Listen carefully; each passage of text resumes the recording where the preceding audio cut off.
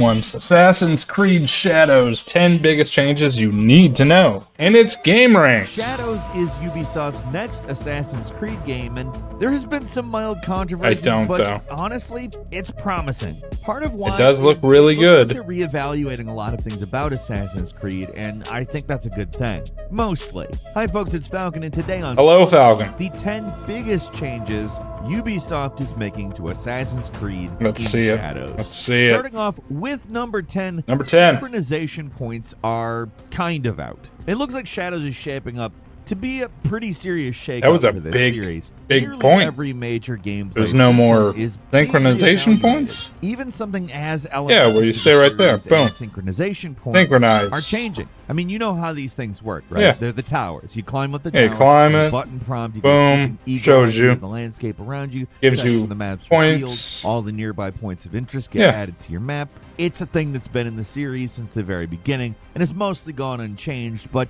with Shadows, they're finally shaking things up a little. There are still sync points. It might be on there, I don't know. Act as fast travel points, but instead of simply climbing them and pressing a button to populate your map with icons, now you have to manually look around and mark points of interest yourself, which sounds a lot like how this sort of thing worked in another Ubisoft game, Immortals: Phoenix Rising, or Breath of the Wild, which Immortals definitely cribbed a lot from, and that's not a bad thing at all. It sounds like they want to have fewer overall points of interest in the game too, but make each one of them more unique and rewarding to find. So I definitely think this sounds positive, at least in concept, because otherwise having to mark everything manually would get annoying after a while. We will have to see just how serious they are about fewer points of interest. I remember them saying pretty much the same thing about Valhalla. Another big thing that's changed. I haven't played Valhalla yet. The same vein as the drone bird from the past 3. Yeah, actually, with Mirage, that makes 4 games. Then what? Send you can't switch the bird's eye view whenever you want. If you want to sneak around, you're gonna have to do it yourself now, which shouldn't be too difficult because Eagle Vision from the older games is back. Yeah, I saw that. See guards. I like walls, that. Yeah, so it's kind of a more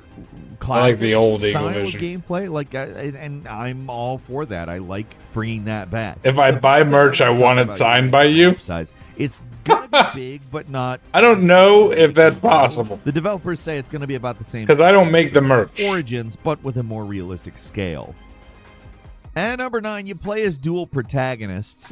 This is the one thing that everybody knows about in this game. There are some interesting wrinkles in how it'll work, so stick with me here. In Assassin's Creed Shadows, rather than playing as a single protagonist, you're playing as 2 separate characters, similar to the Fry twins in Syndicate. Like that game, you can play as a sneaky girl and a combat focus. Okay, yeah. So it's like Syndicate. Between these 2 characters are definitely more pronounced than in Syndicate. There's the shinobi, Naoi, who can use ninja tools and is more effective at stealth but more vulnerable in straight-up combat, and the samurai, Yasuke, an actual historical. I was dealing with ads. Even if I missed out. Know about them is that they existed and served as a. What did you miss out on? Retinue. Yasuke is the samurai of the 2 who's less effective at stealth but has access to powerful weapons for combat. He can also parry as opposed to Naoi, who can only deflect enemy attacks, which according to Ubisoft is more defensive than parry. Maybe I don't really exactly know. Yasuke also has access to an arquebus rifle, so his overall play style is gonna be a lot louder. Probably the major defining feature of Naoi is her grappling hook, though. It can be used to scale castle walls, dynamically swing around the environment, or disappear into the ceiling above corridors. Yeah, I don't know. Enemies. I don't know. Each character has unique skills. It might be on here, but I'm not sure. Weapons and resources you find are shared between. I haven't looked. Which means you'll be free to swap between characters pretty much whenever you want. Overall, sounds pretty similar to how the split protagonists worked in Syndicate,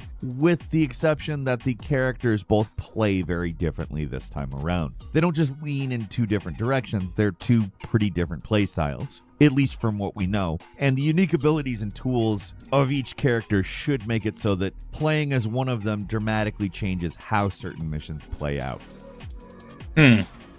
At number 8, Stealth. Yeah, like I said, I don't know. I'd have to look. For a series that's supposed to be all about. Yeah, Shadows looks good. Assassin's Creed. It looks really good. Never really gone in depth with their stealth mechanics. Oh, it was? With Shadows, it looks like Ubisoft intends to rectify that with an overhauled stealth system that sounds a whole lot more interesting, dynamic, and complex. The big standout here is, I mean, it's straight out of the title, Shadows. In this game, light and darkness are going to play a major role in stealth. You can hide in shadows and turn brightly lit corridors dark by destroying lanterns. Classic stealth stuff that goes back to the original Thief games. Or if you want more Ubisoft Like Splinter Splinter Cell. Cell games. I like Splinter a special Cell. light meter that appears in the UI that tells you how concealed you are. Common stuff from stealth games, but in an Assassin's Creed game, it's a pretty exciting addition that should make the sneaking parts. I don't know, man. The way that he's describing it, it sounds like they're going a whole different direction. Like the game's not even going to be the same. But do not engage in combat. If they spot you, they'll run away and sound the alarm, so their presence adds an additional wrinkle to infiltrations. Another note: What, in real life? you can non-lethally take out guards again, a feature that's been missing from a lot of the recent games, so it's good to see this one back for players who want to go the quote-unquote pacifist route. One more thing and we'll move on from this point. This is the first Assassin's Creed game to include a prone position. So A prone position? to avoid being seen. And There's a prone position in this game? All this stuff on its own isn't anything to get excited about, but for an Assassin's Creed game, it's a pretty big step forward for stealth, and it's needed it for a long time. At number 7, apparently combat is going to be brutal. Right now, there's not actually a whole lot we know exactly how combat will work. Will it play like the RPG games or more like the original games? I don't know. Ghost of Tsushima is often described as Assassin's Creed, but done right. And a big part of that was the excellent combat. So Shadows has quite a bit to combat prove. does look really good. We do know that according to Ubisoft, dodging and positioning is going to be key. Enemies are going to have armor durability that has to be broken, which might be related to the kinds of weapons you use on them. For example, the giant war club might be more effective at breaking armor than the standard katana. There's going to be a lot of weapons to choose from, might I add, like the already mentioned katana and war club, but also spears, shuriken, and the sickle and chain. Taking a note from games like the Ninja Team ones, every weapon has its own skill tree that can be improved the more you use that particular weapon. It doesn't There's also sound like crafting system where Assassin's you can Creed. Make and customize your own katana, and God of War-like combat skills that you could trigger in a fight, similar to how it worked in Odyssey and Valhalla. You can unlock them by finding ninja scrolls hidden in the open world. Overall, seems like It sounds like a whole nother game. Tsushima and Neo, which is good because the combat being more visceral and violent, I think can only improve Assassin's Creed. I mean, it's called Assassin's Creed. What's up, And Vaughn? number 6, the game is going to be non-linear. In a lot of ways, Shadows looks like a fresh start for the Assassin's Creed series, and one way they're doing that is by going back to the original for inspiration. This time, they're going back to basics with a campaign that's primarily about hunting targets. Each major area will have targets to kill, and to take them out, you'll need to complete various sub-objectives in order to gather intel. What order you take on the many targets is up to you. In general, Ubisoft wants the game to be less hand-holdy with the objectives. They're meant to point you in certain directions, but the devs don't want to just tell you exactly what to do next. You'll have to piece together the clues yourself to figure out how to proceed against Yeah, and that's fine. I have no problem with that. Are hidden away in fortresses or are impossible to reach without drawing them out. There are other targets just wandering around that you can run into randomly, so certain missions can be completed without having to do any investigations at all. Yeah, I'm fine with Number that. 5, you can play almost any mission as either character. You gotta For as buy fun it? As the two Buy what? protagonists seem to play, it seems like Ubisoft is letting you play as either one for most of the main quests. That means almost every mission has to be designed to be played as either character. That doesn't mean they're interchangeable or that So you can play as either character. forget about the other. They both get special intro quests, and each one has certain missions that only they can play, but most of the missions are playable by both, and both will probably play out differently depending on which one it is. Obviously, so they want you to have very different probably two different playthroughs. It's going to be like Assassin's Creed Syndicates with a little more freedom in the main missions, I think. Yeah. And number 4, there is dynamic damage a la Metal Gear Rising. This was just a throwaway line. But I haven't touched it in like 2 weeks. The new engine allows for some pretty maybe fancy more effects like global illumination, but the thing that got me really excited was the promise that pretty much every prop and random object can be dynamically damaged. The effects even change depending on the weapon, so use a katana, you can slice things up in little pieces with precise cuts. If you use a hammer, you can smash objects to pieces dynamically. Even arrows can affect the world, leaving accurate little holes when you shoot them. That's pretty Hopefully this sort of thing applies to paper screen doors that you can slice to ribbons and bamboo shoots you can accurately chop up. That sounds extremely satisfying. I mean, that sounds if good. done Yeah. right to me, and something that I would spend an inordinate amount of time doing. I don't think they're going to go full Revengeance and let you chop up guards into 1,000 tiny pieces in slow motion, but I'll take doors. Doors are fine.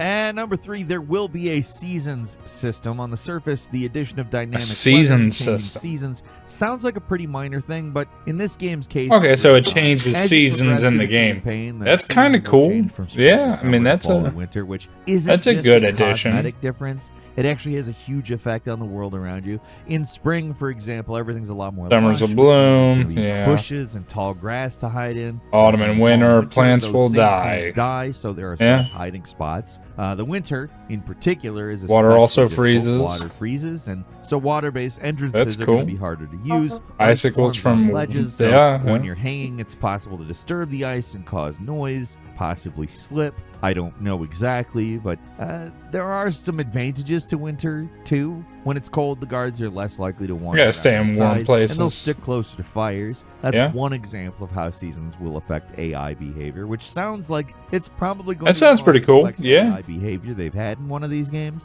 Ubisoft never really made it clear, but if there's going to be a non-linear campaign, that would mean that the seasons change based on your overall progress, rather than depending on which targets you kill. So depending on what order you take guys out, the weather you get for certain missions could be completely different. I don't know if that's actually how the game's going to work, but if it is, it's one more way the game More can make realistic. each player's Yeah. journey feel more unique. Moving on to number 2, Number 2. we'll be creating a spy network. Many of the classic Assassin's Creed games have some kind of management mini. Kind It looks of. like they're back where Shadows because you build a spy network. They started that This in what, seems really like a Brotherhood story or 2? quest where you work with spies to gather information on your targets, but there seems like there might be more to it. From Ubisoft, it sounds like you can recruit special spies who can then be sent out on missions similar to the Brotherhood management stuff Brotherhood, from yeah. Brotherhood, of course. Apparently, these spies will all have their own special skills, but I'm not exactly sure how that actually works. It is basically a management game thing where you select Okay. some guys on a list for a mission. I liked Brotherhood, so I'm not upset with that, you know? Or maybe you can actually play as them. Probably I'm not really not. completely sure. My money's on the first option, but until Ubisoft explains this, anything is possible, I guess. There's also going to be a hideout where your characters can meet Yeah, and manage of your course. equipment, which sounds a lot like the Assassin Bureaus from previous games. Yeah. Don't know a lot about this stuff, but what little we do know does sound at least somewhat intriguing. And finally, Sounds alright. the game could potentially use Ubisoft's new Neo NPC AI The technology. heck is that? Huge long shot because the technology is supposedly very much in the testing stage, but Ubisoft is currently working on advanced NPC AI technology called Neo. It is a potentially revolutionary piece of technology, but up until now, they basically showed it off using stilted, uncanny NPCs spouting off generic and unconvincing dialogue. AI development in games has felt like it's hit a standstill for quite a while. You rarely see games really try to push the boundaries of the intelligence of their NPCs, so any kind of progress on this front is encouraging. Now, what they've actually shown from this stuff is not that impressive and frankly a little lame. Nobody really cares if you insert ChatGPT What? in the NPC's mouth. Doesn't make the game any more immersive. All right, and I don't care about chatting with an NPC. Yeah, I don't care about that either. For real. If they could use the technology to make guards smarter and maybe more reactive, like an evolved version of the stuff Monolith was doing with Fear, that's something to talk about. With the right application, technology like this could be amazing, but it's probably too early in development to see it used with Shadows or even used in any advanced use case at all. But it does seem like Ubisoft is trying to make the guard AI more reactive and intelligent, so at least it's a step in the right direction. I and guess. that's all for today. Leave us a comment. Let us know what you think. If I mean, I don't know how I feel about these changes. Some of the changes sound really good. Some of the changes don't sound that great. If you're not subscribed, now's a great time to do so. We upload brand new videos every day of the week. Best way to see them first is, of course, a subscription. So click subscribe. Don't forget to enable notifications. And as always, we thank you for Subscribe to Game this Ranks. video. I'm Falcon. You can They follow me make on Twitter. awesome Hero. We'll see you next videos. time right here on Game Ranks.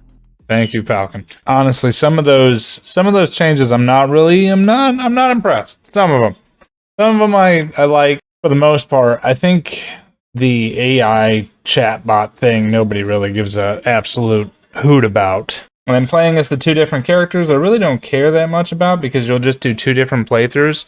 You do one, and then you'll do another, right? It's weird. It's different for Assassin's Creed. You know what I mean? It's a little different. Those are the 10 biggest changes you need to know about the new Assassin's Creed.